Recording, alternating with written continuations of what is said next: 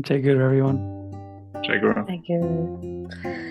Welcome to part 19, the penultimate part of this chapter. It's been quite a long one, but we're here and we've got a full house today. We've got Chris, Mike and Priyank and myself, and we are starting from the line, men who were pridefully conscious of their wealth or worldly position were likely in master's presence to add humility to their other possessions. So if you want to read along, that's where we start.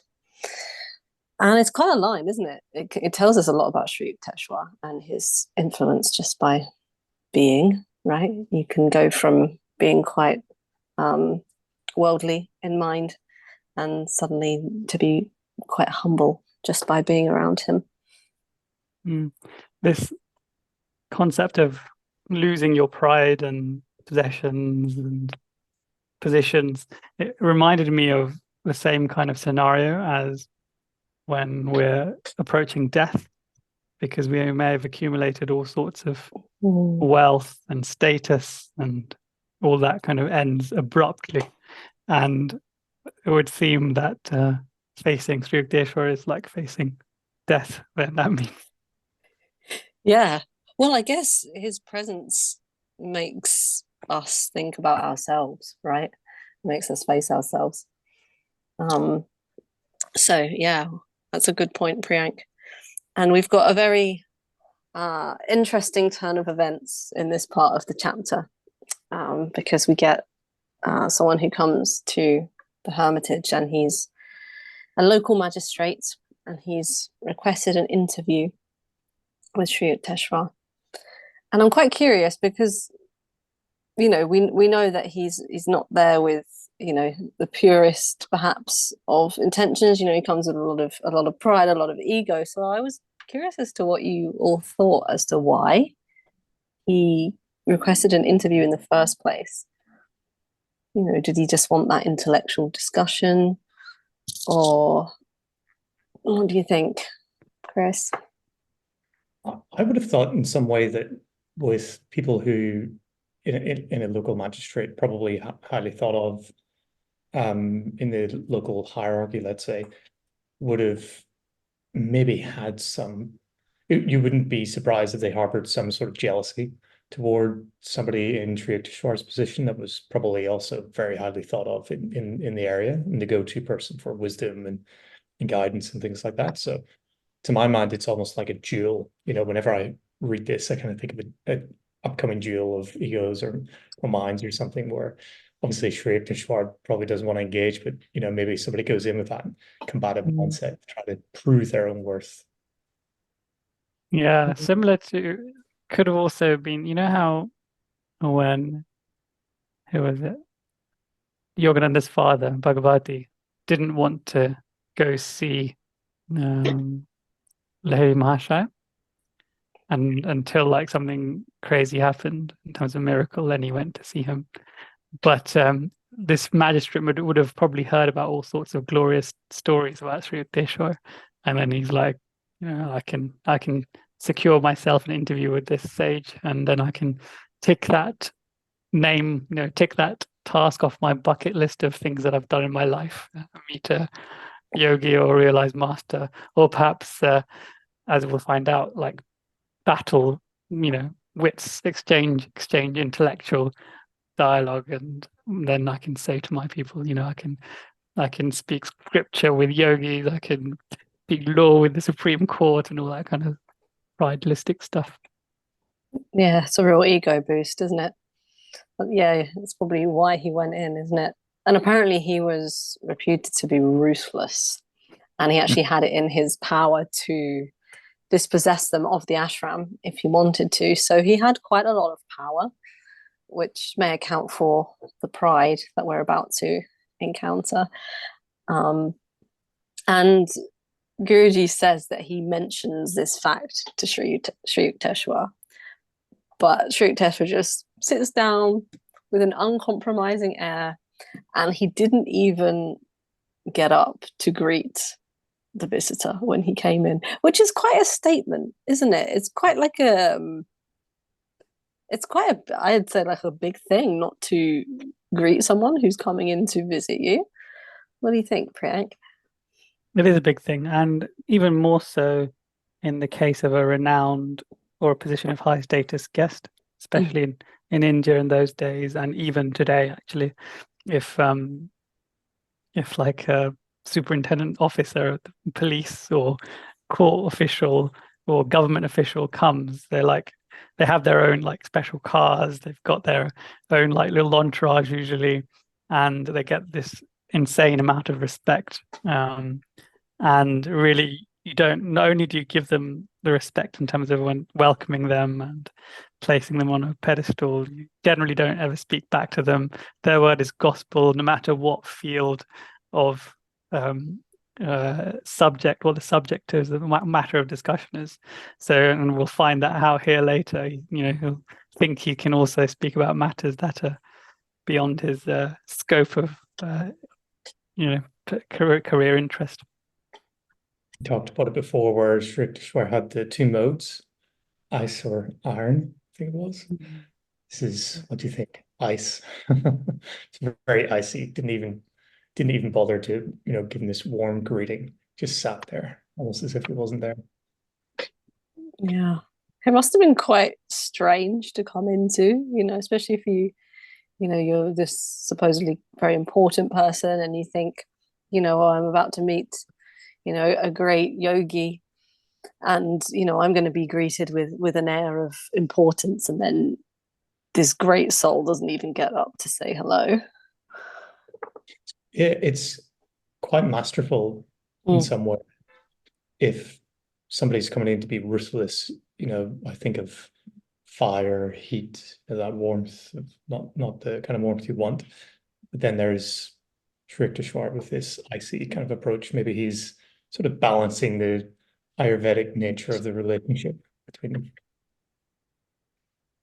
Like, how like the rest of us always say Sri Yukteswar is definitely not someone you want to cross swords with or like face up to because we're all scared of him. And you always defend Sri Yukteswar going, oh no, that's not what I see. I see divine love and all. This is exactly why the rest of us fear him, Mike. I think another person who is known to be ruthless is Sri Yukteswar himself, and so they two go head to head a little bit, and maybe Sri Yukteswar knows how to handle people like this. If he shows weakness, then he might pounce on it. So he does the opposite. He faces him head on. Yeah, and also with his knowledge, Sri Yukteswar's knowledge, right? And like you're saying, like how to deal with people, he probably knew this is exactly what he needed to do to kind of chip down the ego without doing much at all or even saying anything. Just reminds me of being with my dad at times, maybe on holiday, something didn't go right, and my dad's, in a confrontation of sorts, and I'm, as we're about to see, that Mukunda's a bit nervous about the whole thing. But actually, it's because of the inability to understand or comprehend what is actually, the right thing to do in that time. As a child, when I was in these positions, looking at situations, a little bit nervous. Here, Mukunda's, observing and learning from the master. Did it surprise any of you that Mukunda felt nervous? I mean, it didn't surprise me in the way that I can understand why, because, this person can get rid of his whole hermitage and life as Mukunda knows it. But also, fearlessness is talked about a lot, isn't it? In the Bhagavad Gita and the master's teachings. And yeah, I just wondered if you were surprised at his nervousness at all. At this point, Mukunda was pretty new to the ashram, so this hadn't probably happened before. So I think Mukunda, with what he knew, would have probably handled this very differently and would have tried to charm the magistrate. But Sri Yukteswar, he saw no need to do that. No, and he took it one step further, didn't he? Like he put extra salt in the wound, and Sri Yukteswar didn't even ask Mukunda to get a chair for the magistrate who came in. So he had to sit on a wooden box instead. And it said that, you know, this magistrate had an obvious expectation that his importance would be ceremoniously acknowledged. I mean, you can imagine the scene, can't you, really? Him sort of coming in and thinking, oh, yeah, there's going to be some sort of fanfare or big deal made out of me, and it's just nothing, not even a chair or a hello. I don't know where this culture of treating high-ranking people with this much respect comes from in those days in the 1920s, because clearly British were in India, and this was, you can, for us in England now, we can imagine this would have been a thing back in the day, right, in the Victorian times, etc. And this was clearly a thing in India, probably because of the influence of the British in India. But also, like, I know royalty, for example, are treated this way, and that's obviously been going in India since before the British. And so I'm not unsure if it's like an Indian thing as well as a British thing, or if they're both perhaps linked. I don't know. Guruji mentions that he would have the power to dispossess them, their ashram. So I think if you are succumb to fear easily, then this is what would easily be invoked in you. And then Sri Yukteswar is known to be fearless, so he would not be influenced by that. Very lion-like, isn't he, Sri Yukteswar? Bit like man... you, Lauren. Ah, thank you. I'm not sure I'm quite as fierce as Sri Yukteswar. Oh. I don't know. So yeah, but also quite lion-like is this magistrate, but in a different way, not in a majestic way, in a sort of prideful, I'm gonna kind of use some sort of force to try and get my point across. But before they even begin talking, we're aware of how prideful he is. Like, there's been no speech, but this man has obviously come in and expected a lot just by his, you know, the way that he's coming in. And it's very prideful, isn't it? So Guruji actually talks about pride in the Bhagavad Gita, and there's a lovely section from it. Mike, would you like to read it out, please? Lack of conceit signifies absence of excessive pride. The Lord does not harbor pride, though his cosmic possessions and powers are infinite. In humble concealment, he secretly works for man's salvation through the propelling power in virtuous actions and in the silent attraction of his love inherent in each soul. A little knowledge is a dangerous thing, for the devotee may feel vain and self-satisfied, falsely assuming he is what he knows. There's a proverb that pride goes before a fall. A self-admiring person is apt to refrain from further effort. He falls into the pit of inertia, which not only prevents further progress, but also diminishes whatever physical, mental, and spiritual gains he may have possessed. Only he who is free from the sense of self-importance becomes richer and richer in spirituality until he is one with God. On the mountain peaks of pride, the mercy rains of God cannot gather, but they readily collect in the valley of humbleness. Such an accurate reading, that, isn't it, for the situation, given that this individuals, come in with the air of being expecting the red carpet to be rolled out in some sort of ceremony, and you can tell the air of the room would be probably quite tense, and this reading really reflects why that is, isn't it? Because somebody's in a position of power, they're maybe abusing that power, have they're known to maybe be ruthless and abuse the power. So yeah, it's such an accurate reading that reflects the moment that we're observing in the book. Mm. It also shows that power is not only a positive thing for the magistrate, it's a trap. It kind of puts him in this position where everyone is flattering him, and he is stopped by that in his progress. So in order to kind of free yourself from this, you need to meet someone like Sri Yukteswar who gives you a kick in the butt. Yeah, it's probably his biggest blessing in disguise, wasn't it? Meeting Sri Yukteswar, requesting that interview. And he's about to come into a bit of a shock, this magistrate, because Guruji says, a metaphysical discussion ensued. I love this line because I can just imagine, no one said anything, but then suddenly they just kind of fall into this discussion, which I can imagine was probably from the magistrate to start off with. He probably mentioned some sort of metaphysical statement that Sri Yukteswar had to respond to. Do you think he did one of those like social blunders where like just bring out a random conversation just to show that you can talk about it? And like he's like, so they're saying, he's probably saying like, how are you to like Mukunda or something? And then he just turned to Sri Yukteswar and was like, oh, so the Mahabharata says X, Y, Z. What do you think of this thing that I've said? It would have been quite funny to see how because Sri Yukteswar wouldn't have just like brought it up, would he? He wouldn't have gone, No. what is your interpretation of Yoga Sutras, etc.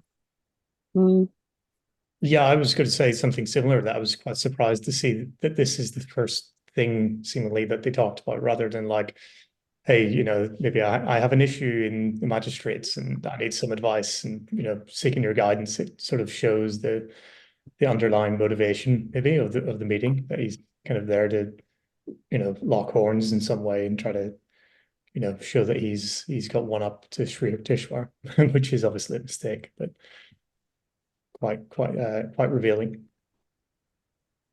They're a bit of an uneven match when it comes to metaphysical topics, right? It's like if I would walk up to a PhD or professor somewhere and start talking about astrophysics, they would probably not even entertain that conversation, right? Because they would ask me or they would see I have no credentials, so why are we even talking about this? But it shows the down-to-earthness of Sri Yukteswar that he actually does entertain a discussion with him. And then apparently, the magistrate is just blundering through misinterpretations of the scriptures as well. So, I mean, this gives us actually a clear indication as to why he requested the interview. He just wanted to talk about scripture and, metaphysics, and, probably feel pretty good about himself that he understood it and could talk about it with a great one. But evidently not, because he's just blundering through. He's not doing very well. And Guruji says, as his accuracy sank, his ire rose. I love that line.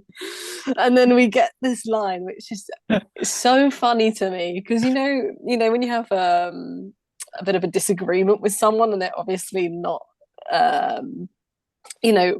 winning, if you want to put it like that, they kind of just start throwing crazy stuff out there to try and one up you.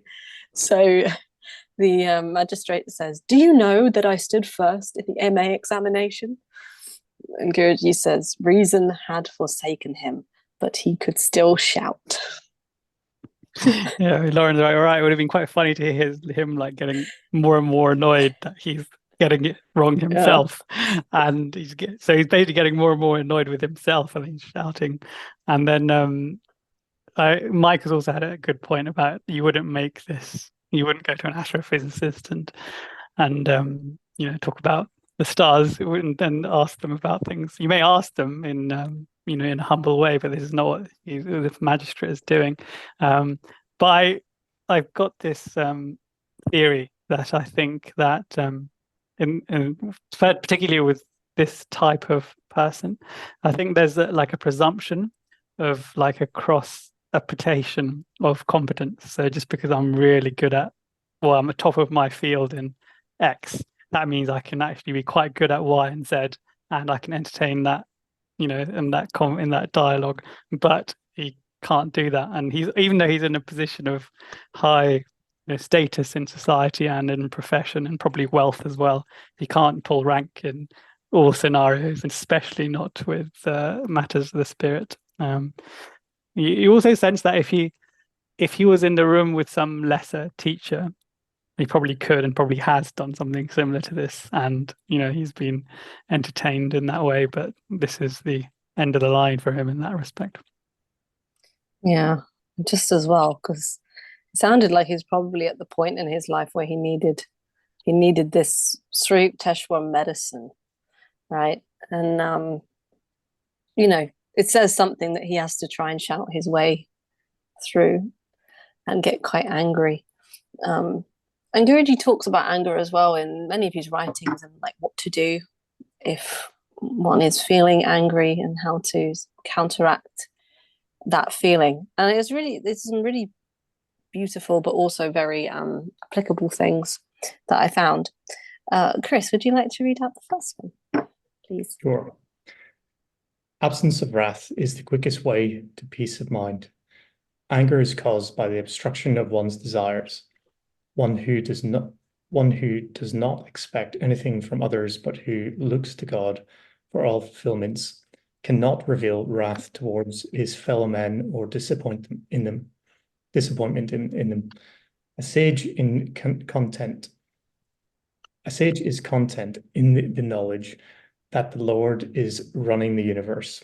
He is free from rage, animosity, and resentment. Anger defeats the very purpose for which it is aroused. Anger is not an antidote for anger. A strong wrath may cause another to suppress his weaker wrath, but it will never kill that weaker wrath. When you're angry, say nothing, knowing it is a disease, like the coming of a cold. Break it up by mental warm baths, consisting of thinking of those with whom you can never be angry, no matter how they behave. If your emotion is too violent, take a shower, a cold shower, or put a piece of ice on the medulla oblongata and the temples just above the ears, and on the forehead, especially between the eyebrows, and on the top of the head.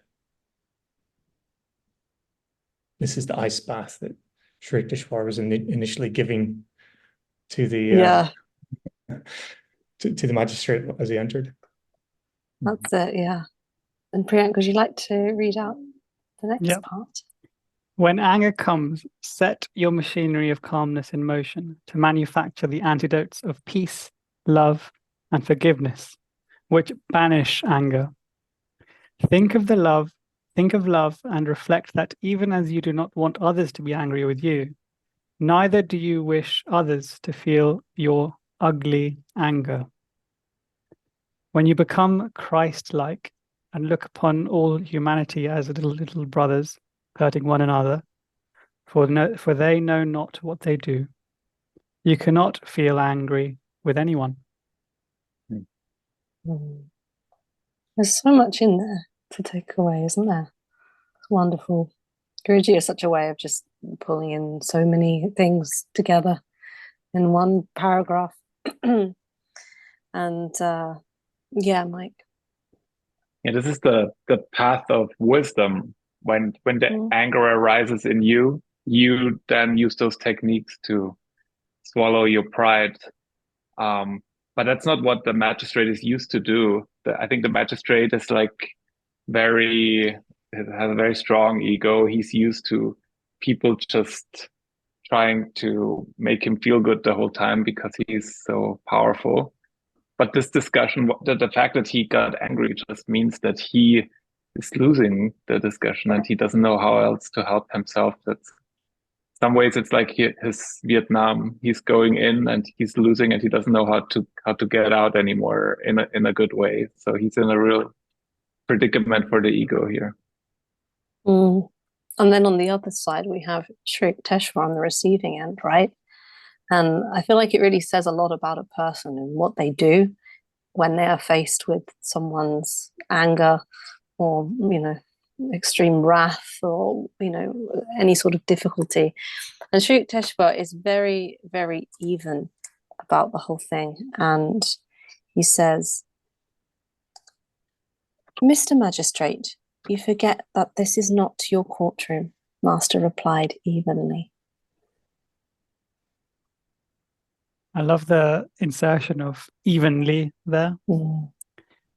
because it sets the tone for exactly how Sri Yukteswar handled this difficult scenario and how we should as well. Yeah, exactly. Yeah. And there's so much power in it, which we'll see soon. Yeah, Mike. This is just he's just even because he's gonna drop the mother of all bombs in the next sentence. Imagine you like it is very you have this angry magistrate in front of him, and then he just, oh my God, I wish I would have been a fly on the wall there just to see this. I'm just going to read the sentence that comes afterwards. It says, from your childish remarks, one would surmise that your college career has been unremarkable. What a burn. Yeah. Yeah. Has anyone done the ice bucket challenge? This is like the verbal ice bucket drop, really, isn't it? Exactly what the doctor ordered, right? Yeah. And he says it with probably complete control because he Yeah. said he said it quite he said the lines quite evenly. So even amidst someone shouting, to say it with that much control is obviously quite a self-realized master thing to do. But this line that Mike just read out, it's like an insult to not just his like learning or education, but also to like most education, which is what we'll find out like late in the next couple of sentences. Yeah, because he says a university degree in any case is not related to Vedic realization. Saints are not produced in batches every semester like accountants. And one thing that is remarkable about Sri Yukteswar is that he can talk the language of the people that he has in front of him. And I feel like he's chosen a very academic way of saying this just to match the magistrate. So I think the magistrate was not expecting conversations like this. Yeah, he knows how to meet people as they are, doesn't he? And there's so much power in remaining even and just saying things how they are. You know, if Sri Yukteswar had replied even with a hint of sort of bitterness or anything like that, it probably would have sparked some sort of rage or reply, which has, you know, had a lot of animosity. But there's a stunned silence, and then the visitor just laughs heartily. You can just imagine like this big laugh sort of coming out. And he describes Sri Yukteswar as a heavenly magistrate. So this is my first encounter with a heavenly magistrate. And you might say that the word genuine heavenly magistrate is missing because he may have met, and in India you do get many spiritual pretenders. Not necessarily, not always pretenders, of course, people that aren't yet realized, but they are in a position of influence. So they look like they're pretenders because they've got to talk that talk, and they've got to, you know, otherwise they won't get business. They won't get if they're very meek. We'll talk about this a bit later in the chapter. But if they're very meek and they're not confident, then they may not get the next job in terms of the next wedding or the next puja that's being conducted, etc. So he would have met other people, but not genuine, such as Sri Yukteswar. And I think this is the kind of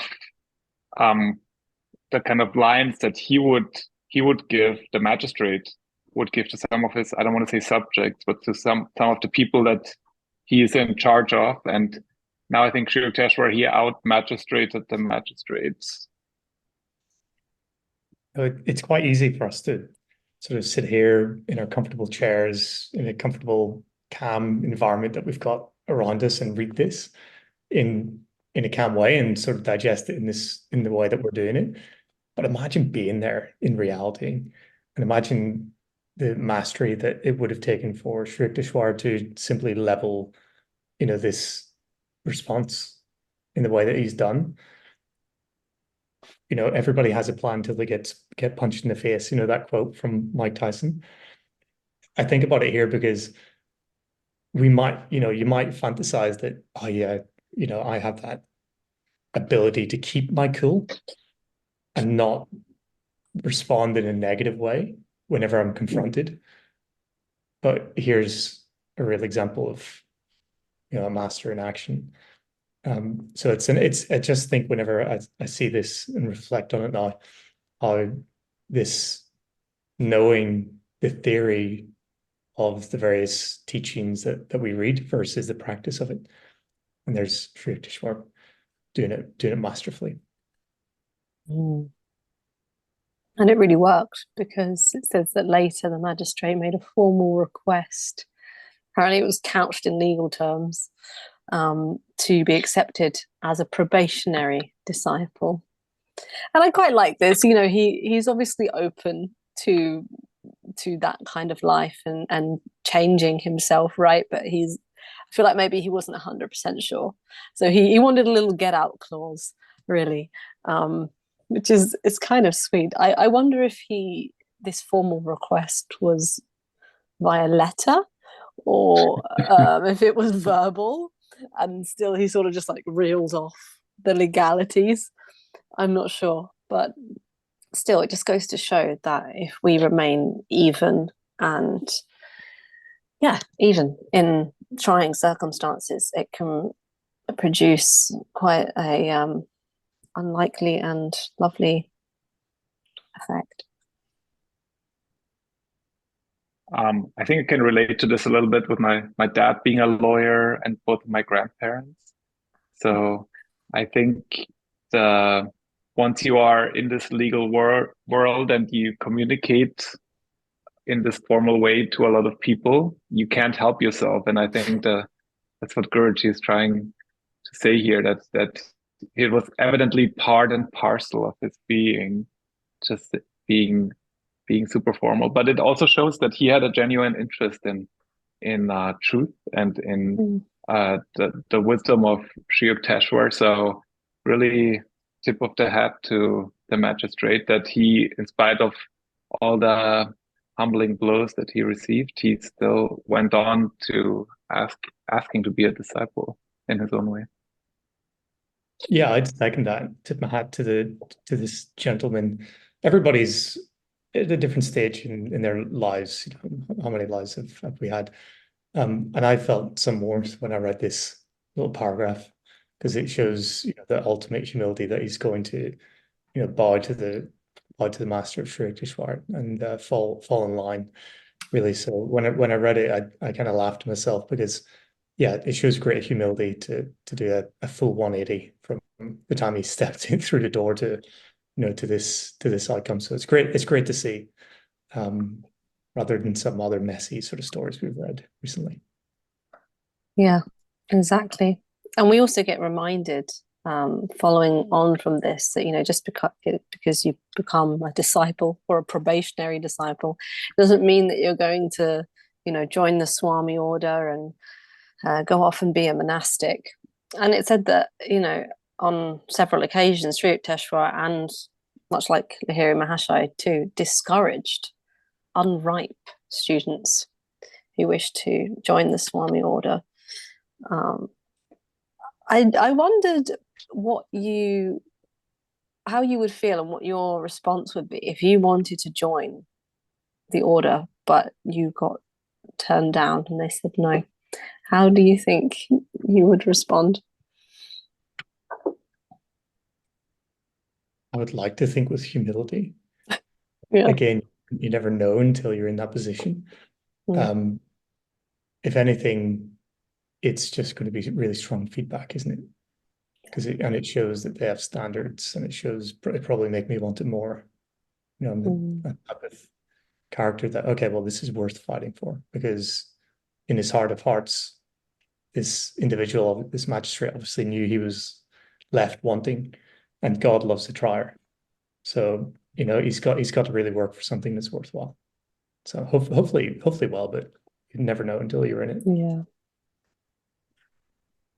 Depends on what stage of in a life someone's in, but it could be some really valuable feedback to how one is conducting their own life. I love that the magistrate didn't ask to be a disciple, but a probationary disciple. So even more humility in there. So love that. Actually, yeah, that's true. Yeah. Ah, Didn't sort of yeah. go full steam ahead and go, yeah, well, Mhm. I'm going to be the best disciple ever. But actually, I don't know, but let's give it a go. And yeah, definitely a lot of humility there. And Guruji was saying that Sri Yukteswar and Lahiri Mahashai said to wear the ochre robe when one lacks God realization is misleading to society. Yeah, Mike. That's a super high bar. And then if I would say everyone who has an ochre robe anywhere, especially in India, would have God realization, then this would be a different world. But I do understand. It's probably how it will be in the higher ages, and that's where all those symbols come from, and that's where we're slowly going back to. So it makes sense that someone who has God realization himself thinks like that. I was thinking about this a little bit, and thinking about the monastics, SRF monastics. And if this being the case, it would allude that any of the monastics who are wearing the orange robe have God realization. This is what this would say, which is quite amazing. It's quite something. What do you think, Mike? I think that's speculation. I don't know if Right. that's one of the. I don't think that's one of the criterions when you're becoming a monk.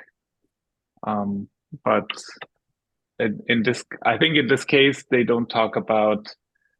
They talk about the Swami Order in general. Yeah, and also there's the word God realization. Does that mean that you are in Nirvikalpa Samadhi, or does that mean you have some kind of contact with God? I don't know. I would imagine that the bar would be way too high if this was only for people who are completely free.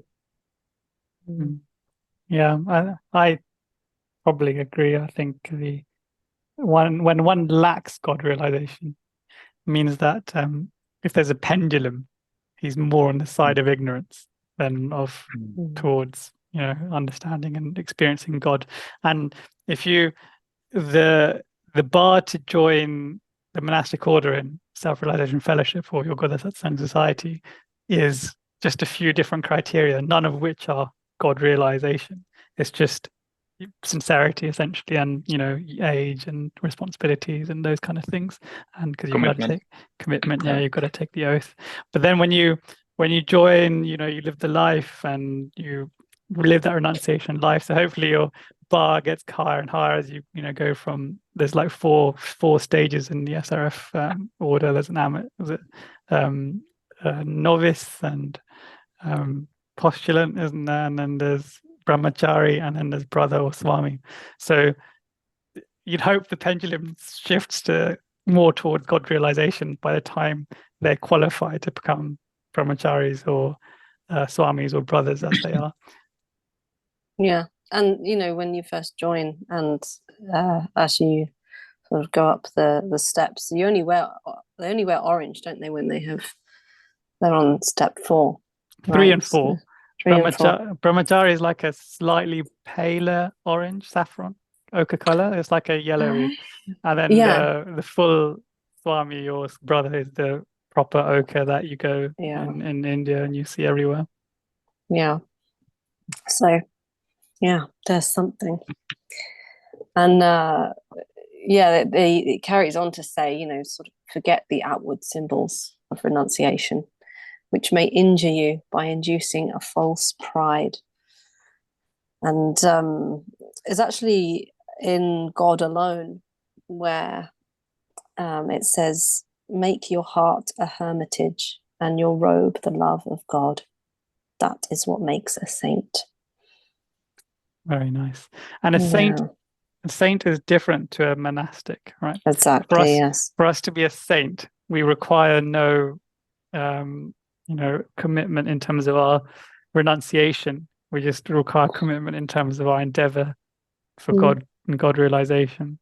So, and this is the slight difference here, where you don't, and I think the point that's also being made is you don't need to join the monastic order to attain the highest things that we're put on earth for, or to get out of here, essentially.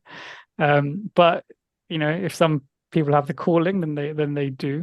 But really, we have everything that the monks have. We've got all the tools that the monks, and they, like I remember them one of the satsangs. They made a joke. One of the monks made a joke saying, "We don't have anything other than what you have. We don't have any secret teachings or secret techniques that you don't have. So don't put us on a pedestal. Essentially, you're the same. Essentially."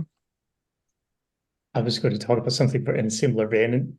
As practicing yogis, do you find that this perception is applied to you sometimes? Like if somebody says, talks about yoga meditation, and maybe they ask you about your practice, and you say, yeah, twice a day, I do X, Y, and Z. And then the response is like, wow, really? Like, it's like, you must be so elevated or, in meditative states all the time.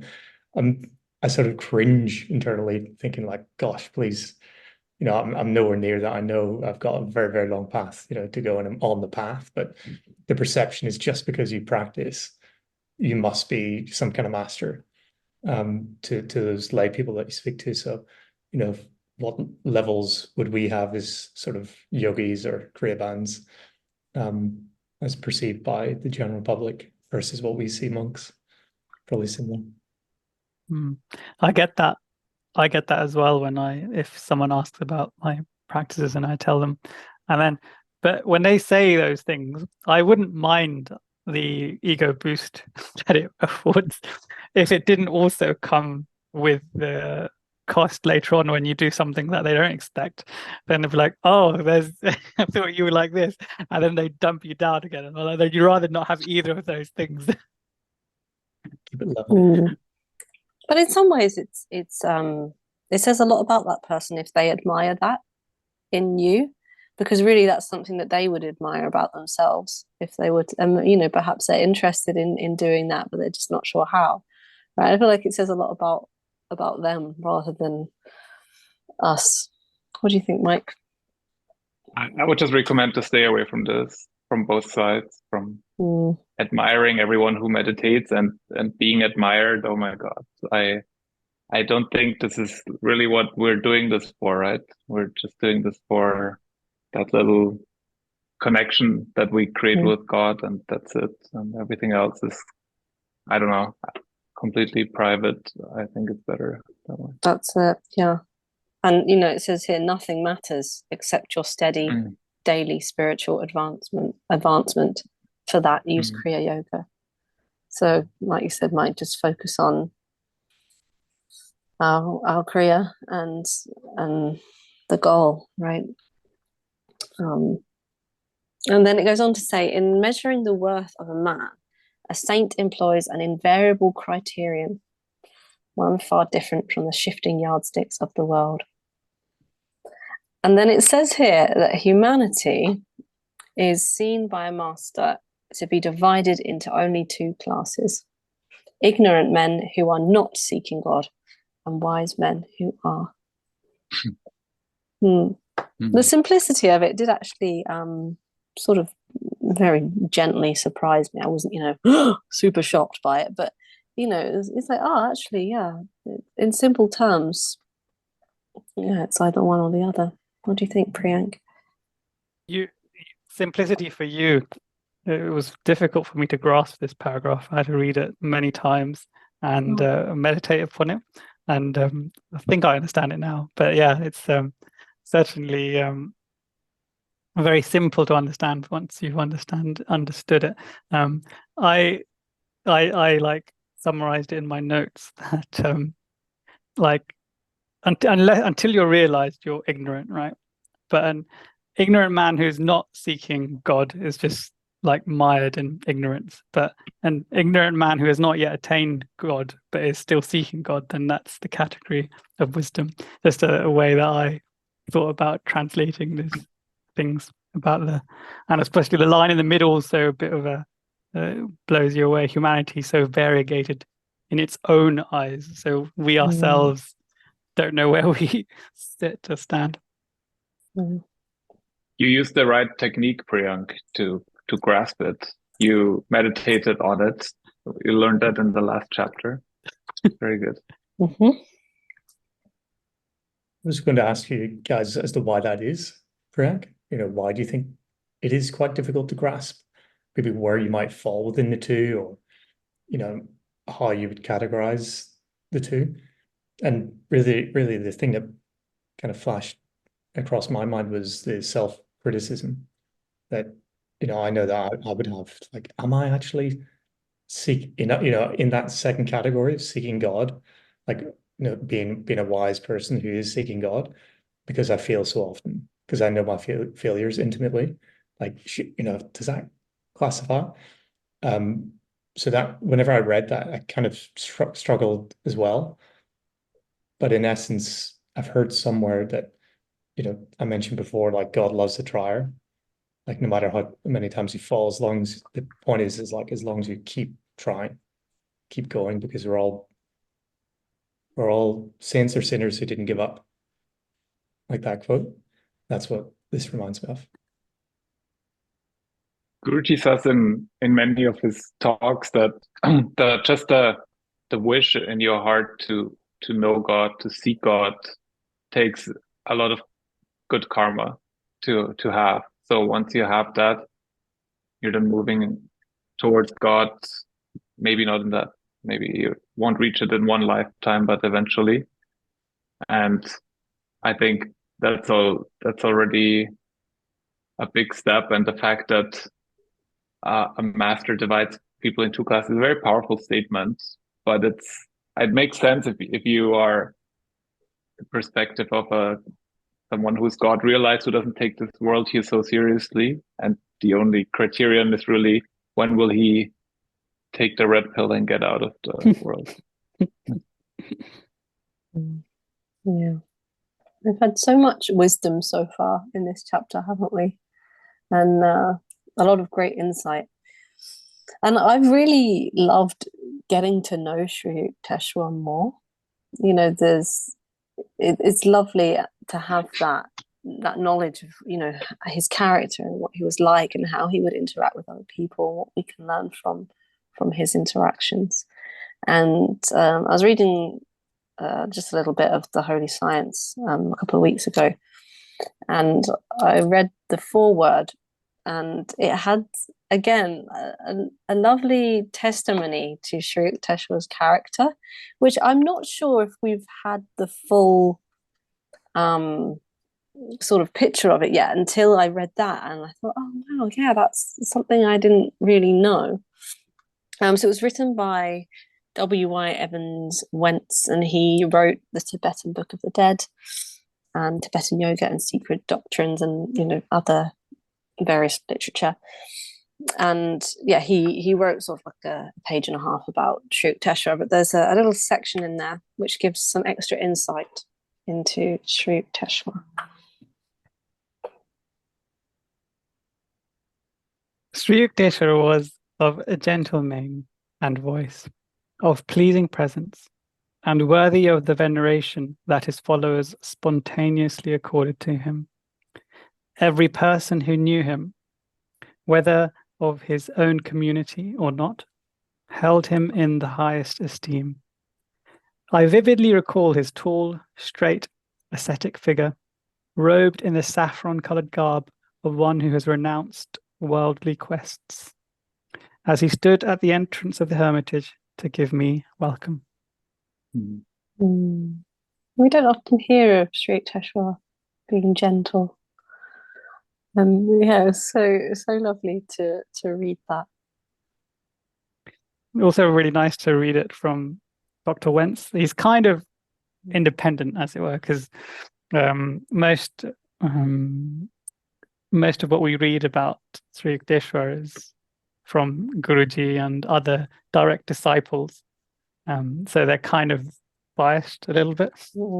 But this is like an independent account, and it's very fitting. It completely matches what we think of Sri Yukteswar when we think of him in our mind's eye. But it's really, really accurate, isn't it? I think if I was to describe it, and if I was as eloquent as he is, then I would have written virtually the same words to describe him from everything that Guruji has told us about him. Yeah, and we're really fortunate because the chapter isn't over yet, so we get another part of Sri Yukteswar next week. So there's that to look forward to. Priyank, what do we have to look forward to next time? Next week we're talking a little bit about how Sri Yukteswar used to manage the ashram and his own affairs, how he used to be soft yet firm in terms of how he used to treat people as well, and when his principles are in question. A little bit of love that Mukunda also gives him, and a bit more respect in describing him as well. And then we're going to talk about the Sharampur ashram, because there's a picture in this section of the book of the I think it's the temple that's there on the grounds right now. So we'll talk about that next week, and we'll also reflect on the chapter, because it's been a long one. It has. Long and wholesome. There is something going on in Serampore, I heard, right? There's some. Yeah, we can talk about this next time. It's cool. Cliffhanger. Cliffhanger. Yeah. Nothing like a cliffhanger to end Wow, the podcast episode. Expertly done, Mike. Wow. Well done. Yeah. Well done. We're not going to spill the beans today. Next time. Yeah. It's only been 3 years, but we've mastered podcasting and retaining attention. So, dear listeners. We'll have to wait on the edge of our seats in eager anticipation for next week now. And then you can do the grand reveal. It's going to be happening. If people are expecting fireworks, it's going to be severely letting them down. No. It's quite a build up for something substantial. Yeah. Like the magistrate expecting a massive fanfare upon his arrival. It just met with truth instead. Well, folks, it's been a very enjoyable episode. Thank you all so much. And thank you to everyone as well who listened. And we will meet again next week. Jai Guru. Jai Guru.